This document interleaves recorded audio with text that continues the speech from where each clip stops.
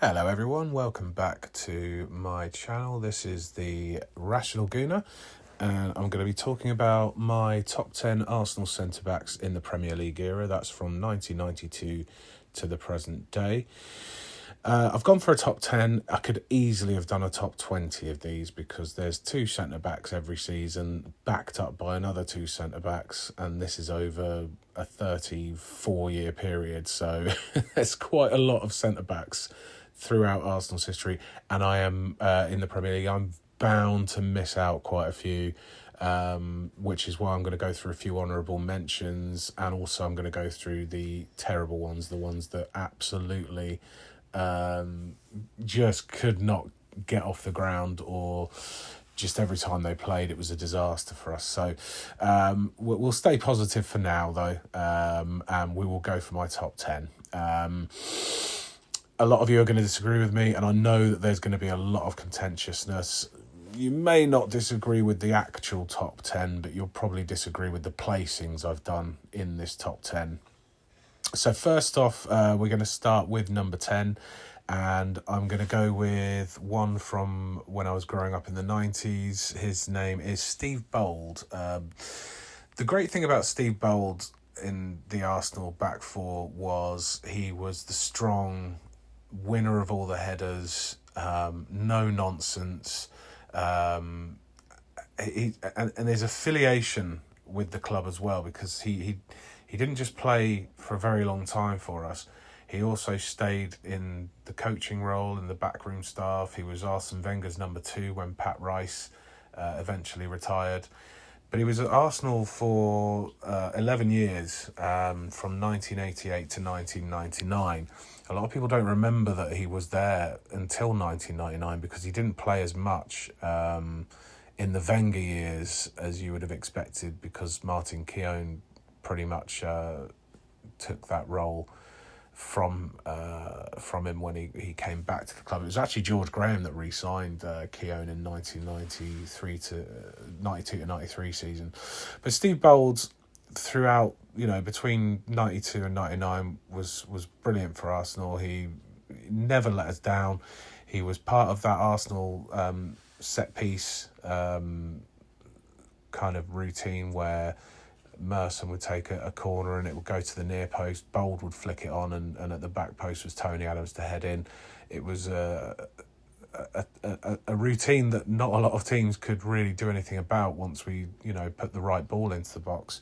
And Steve Bold was a great part of that. He didn't score that many goals for us because he was the one flicking it on. But he was certainly a vital part of our FA Cup and League Cup double winning team in 1993, the Cup Winners' Cup winning team in 1994. He was there for our double winning campaign in 1998 and played quite a few games there, and a great servant to the club, so he definitely deserves number 10. I'll try and make this a bit quicker, but I have lots of things to say about these players, and there's no exception here for number 9, because my number 9 is Per Mertesacker. I've got to put him in my top 10, mainly because he's another player that I've met in person, and it wasn't anything to do with being at the Emirates or at an Arsenal function or anything like that. It was actually on a train. I was on a train from Milton Keynes station to Euston, North London. I was on my way from the MK Dons game against the Cobblers. I'd gone to watch them with my dad. But straight after, I needed to be in London because I was actually going to an ELO concert, the Electric Light Orchestra, for the older listeners of this channel. I went to see them at the O2, so I ended up going from Milton Keynes to Euston. And the train was packed when we got on it. There was actually no seats. So we decided to throw money at it and go and sit in first class. And as soon as the doors opened for first class, looking to my right-hand side, sat literally facing the door, was a really familiar face, and he was wearing the Arsenal gear. It was the kind of the red currant Arsenal gear colours, and it was Per Mertesacker just sat there. My sister didn't know who he was. She just kept walking down the train, but I stopped and I it's hard to strike up a conversation with someone, especially if he's one of your heroes and a World Cup winner to boot. But I did start the conversation. I said, "Excuse me, I know who you are. You're Per Mertesacker.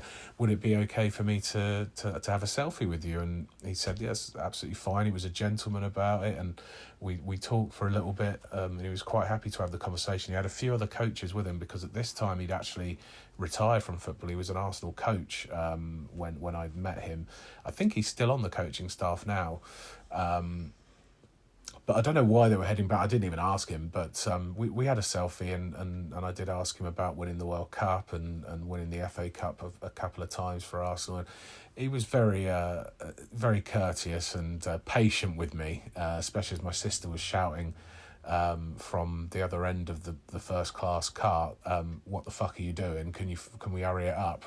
So yeah, that was quite a surreal moment, and there is a picture on my Instagram of me and him, which I'll always cherish. He's a great man. But let's get back to the reason why he's in the top 10 as well as that. He's at number 9 because great servant against the club. Again, he's on the coaching staff, but he was part of the team that he's won 3 FA Cups for us in the time he was there in 2014, 2015 and 2017 as well. That one where he didn't play all season because of an injury, but then he came back for the cup final, which was quite convenient but nice. And he was there with Rob Holding at centre-back to win that cup. Okay, so that's my number 9. Let's go for number 8. Number 8 is somebody that actually partnered Per Mertesacker for many years, and that was Laurent Koscielny. I think he absolutely deserves to be in this top 10. And anyone that will disagree with me, I'll fight you for it, because I think he was probably one of our better players throughout the time he was there, and he was there for a very long time. He was at Arsenal for 9 years, from 2010 to 2019, and again he won those 3 FA Cups with us. He even scored in one of the finals and pretty much almost broke his leg doing it, scoring one of the goals. Vital part of our back four, scored a few goals for us as well, and came up with some vital ones. I remember one at Newcastle last game of the season, which made us end up finishing second rather than third ahead of Tottenham, and that was the season Tottenham came third in a 2-horse race, which was hilarious, because Koscielny was rock solid for us, prone to the odd error, but apart from that, he whoever was next to him, kind of he made them a better player, and very much a vital part of Arsene Wenger's team for a long time. Number 7 then.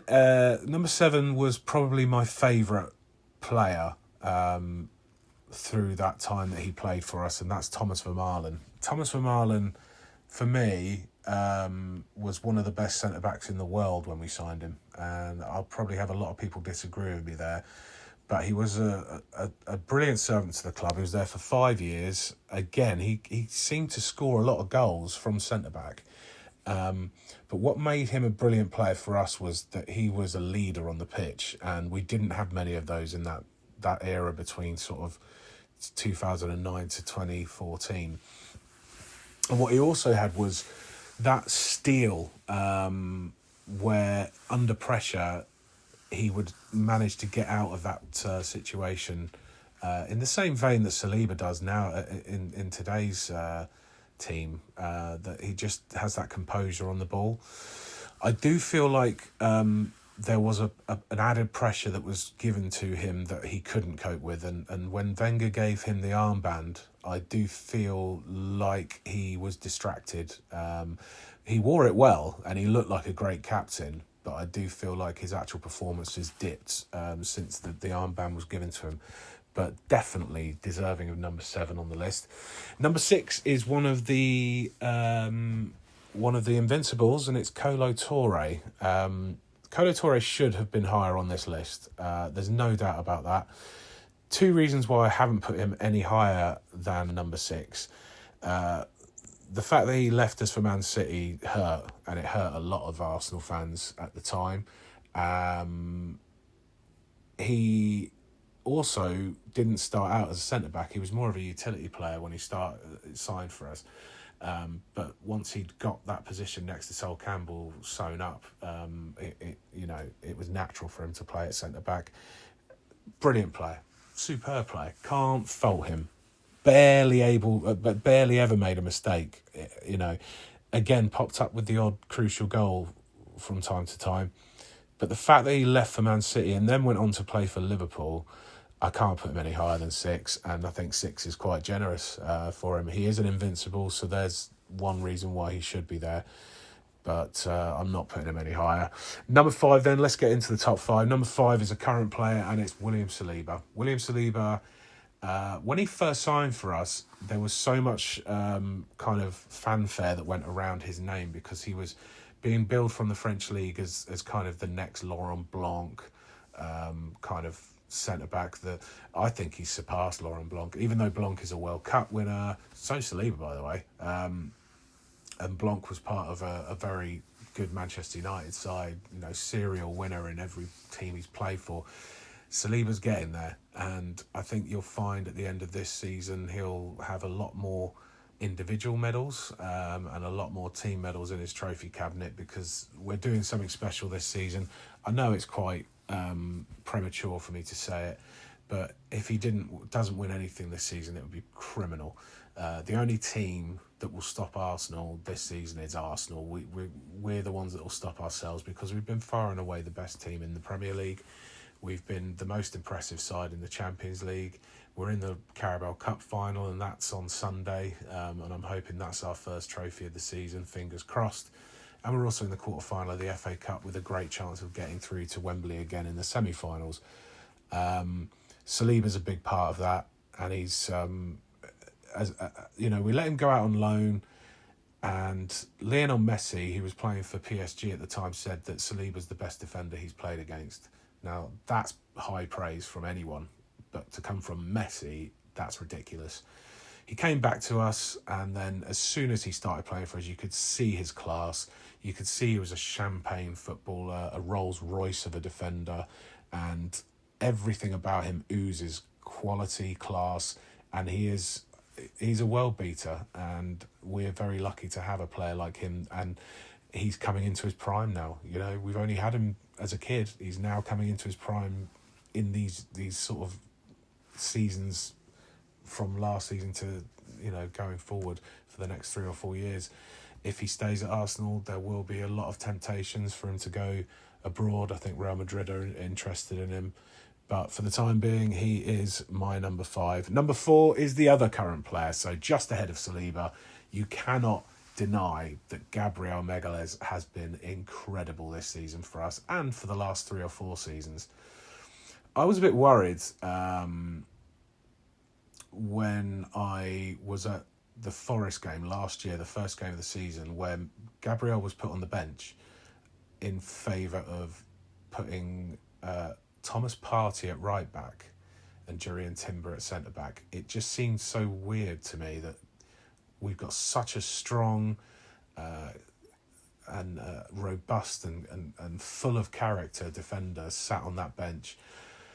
So I think it might have been, it's horrible to say, it might have been a slight blessing in disguise that Timber got injured. I don't wish injury on anyone, and Timber especially, because he's been so good for us.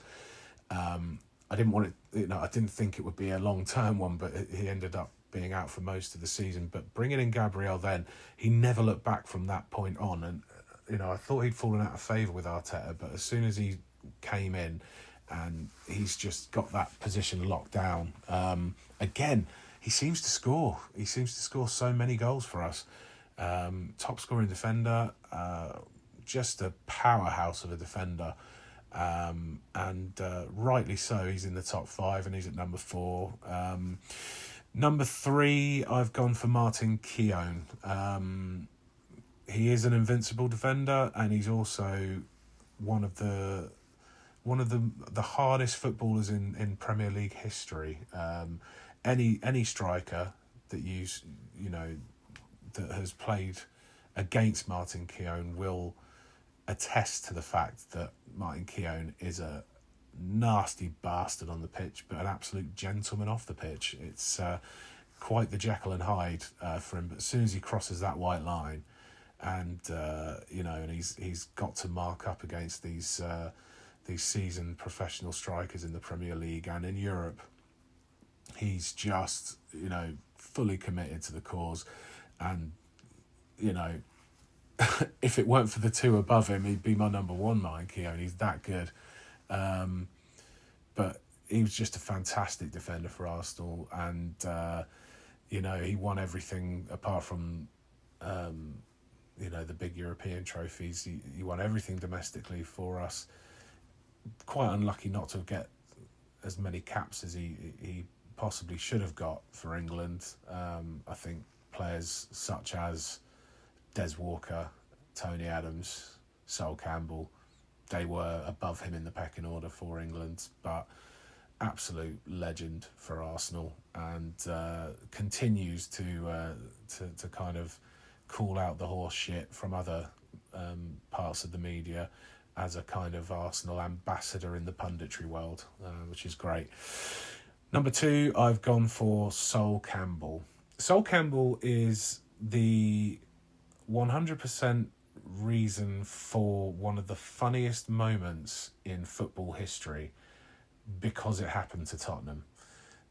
The day that he signed for Arsenal on that Bosman ruling, the free transfer, was such a seismic shift in the balance of power in North London for football. Arsenal had won the double already under Wenger, and in '99 Sol Campbell was out of contract for Tottenham. So what does he do? He signs for their bitter rivals Arsenal. He'll never be forgiven on that side of North London, but he's an instant legend on our side of North London. He's an invincible. He won everything domestically for us, apart from I think the League Cup was beyond him. But what a player he was for Arsenal. What a player. He had a bit of a meltdown towards the end, and we won't mention kind of his general attitude since retiring from football. But when he pulled on a red and white shirt, he gave 150% every game. He won every header in both boxes. His tackling was, it was like watching a kind of a sniper. It was so accurate and composed. He was big. He was strong. He was quick. He's just the complete defender. And if you're going to go for England's greatest centre-backs as well, he's up there with John Terry and Rio Ferdinand in this era, in the Premier League era, 100%. It shows the drop-off of quality of centre-back that England have had since then, when we're relying on players like Harry Maguire and John Stones, who are they're not even fit to lace Sol Campbell's boots, in my opinion.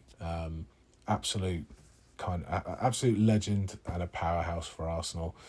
So he's my number 2. So that only leaves one legend to go at number 1, Mr. Arsenal, Tony Adams. Again, forget about what's happened since he's retired, and let's forget about his personal life, because the guy had demons. When he put on an Arsenal shirt, he was a leader. He was the most dogged and resolute, resilient, determined Arsenal player. Not blessed with the most talent in the team, not blessed with the best touch in the team. What he was blessed with was absolute 100% commitment, and he expected every other player in that team to have the same commitment.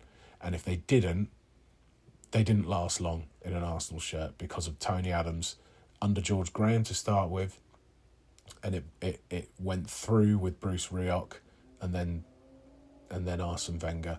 And what he did in that Arsenal team and for Arsenal, youth right through to retirement, was complete and total commitment to the cause. He was our captain in the first double winning season in 1998. He was also our captain in the second double winning season in 2002.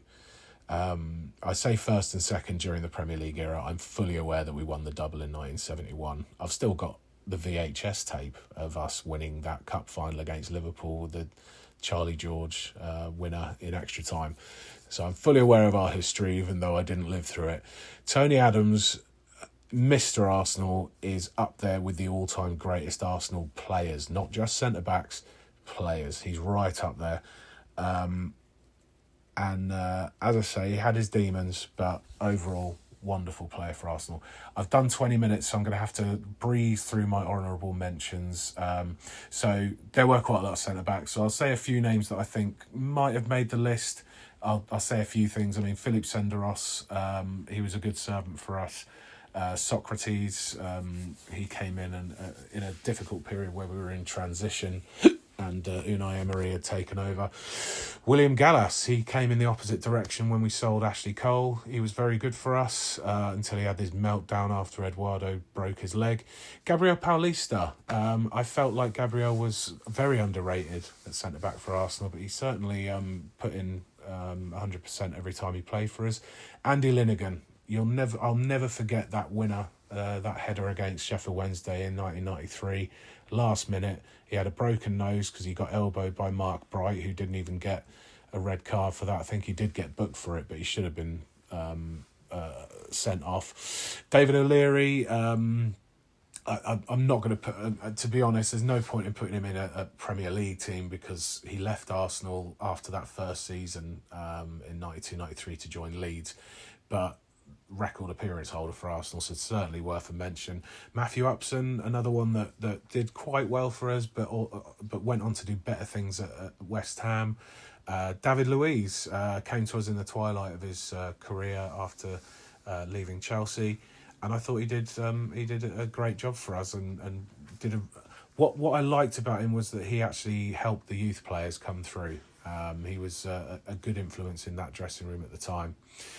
Then there's other players, and you know, to have witnessed these players in the flesh and how incompetent they were for Arsenal, I don't understand our recruitment sometimes.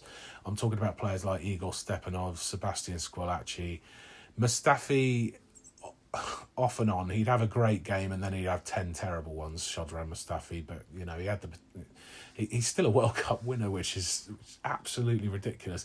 Johan Djourou, again, another one that would have one good performance and then go missing for 10. Mikel Silvestre, it looked like a fantastic signing when we first got him from Manchester United, but he turned out to be a dud. Pascal Cygan, one of the slowest players I've ever seen play for Arsenal. He had the turning circle of an aircraft carrier. Let's be honest, I've seen milk turn faster than Pascal Cygan. He wasn't a brilliant player for us, but you know, he was still part of the Invincibles team, weirdly. But that's it for me. I'm going to have to wrap it up, 23. So have a little look at my top 10. Let me know if you agree or disagree. Who would you put in there instead of the players I've done? That's pretty much it from me. Remember to like and subscribe. It's really nice to hear from people and try and get that conversation going. But those are my 10 Arsenal centre-backs, and I will be back with you with the Leverkusen preview. I might not do a preview. I'll let you know. But I'll certainly do a review after the game to sort of wrap that up and hopefully be talking about us going into the quarterfinals. It's looking like if we do get past Leverkusen, it will be Bodo Glimt. I think they won 3-0 against Sporting. So an away game in the Arctic Circle before our next Premier League match in April the 11th. So there you go. Thanks very much for your time and see you again.